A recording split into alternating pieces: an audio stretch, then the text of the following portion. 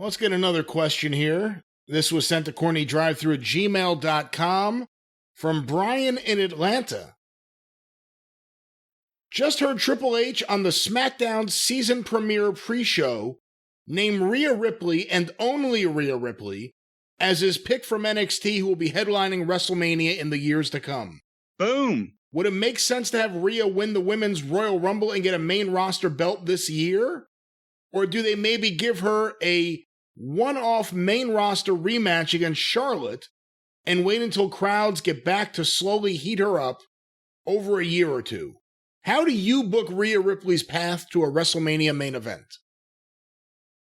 Well, you don't wait for Charlotte because I just heard she's going to be out for a considerable, maybe for the rest of the year and part of next year, whatever. So I wouldn't, they had a great match, but I wouldn't wait on her. And actually, if she won the Royal Rumble and went to WrestleMania, that wouldn't be this year. It'd be next year because Royal Rumble's in January, right? I know what he's going for.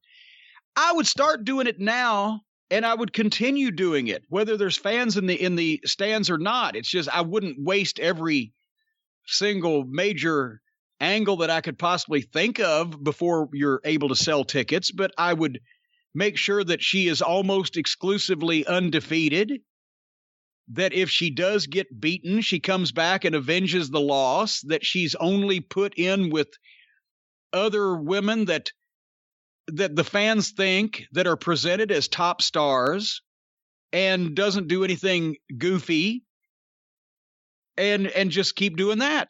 You don't need to do something specific in her booking to get her ready for WrestleMania as more as you just need to book her well and smartly on an ongoing basis to get her ready for WrestleMania.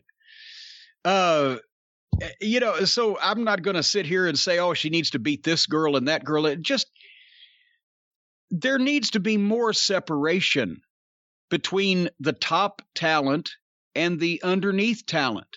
And in a lot of cases, probably some talent's feeling needs to get hurt, but you can't have stars without having people that make them stars.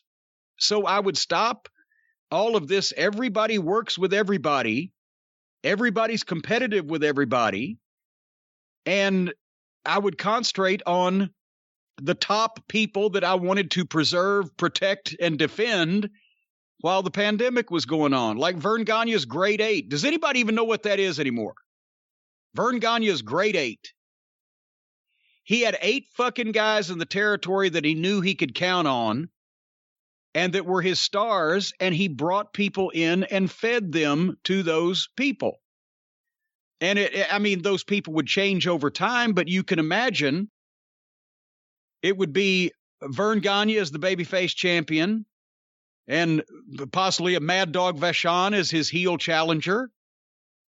A babyface team to face Bockwinkel and Stevens, and a couple more guys in the mix, and then you just bring other people in and out and get those people farther over. It's not that fucking hard, but that's my biggest complaint today is I see everybody that gets in the ring having competitive, especially not under the NXT platform on most of the independent shows, the AEWs and other shows the world we see, but even in NXT, where this guy that's obviously a fucking top star is still going 20 minutes with some schlub and doing everything back and forth. And what the fuck? It doesn't make any sense. It's not whether you can do it or not. It's how you're presented as to whether you should do it.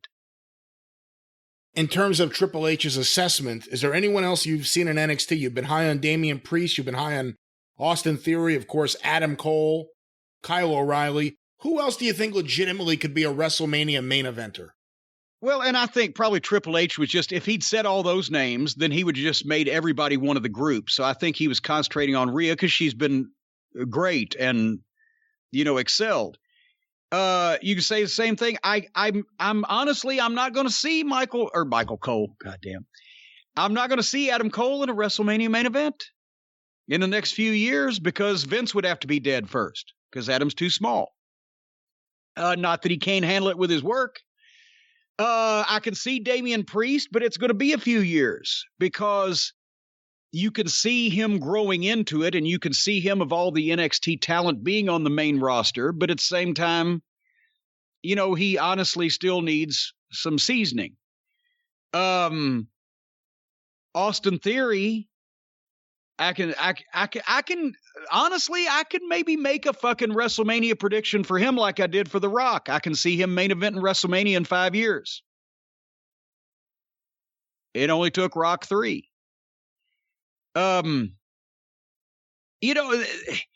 Honestly, as we mentioned, Adam Cole probably the best all-around performer, but he's small. And I don't see it happening while Vince is around. I can see Vince buying Rhea Ripley. I can see Vince buying Damian Priest. I can see Vince, if Austin Theory continues to progress like he is, gets older, it's a little facial hair roughed up some kind of way, they really get behind him, I can see him in that spot.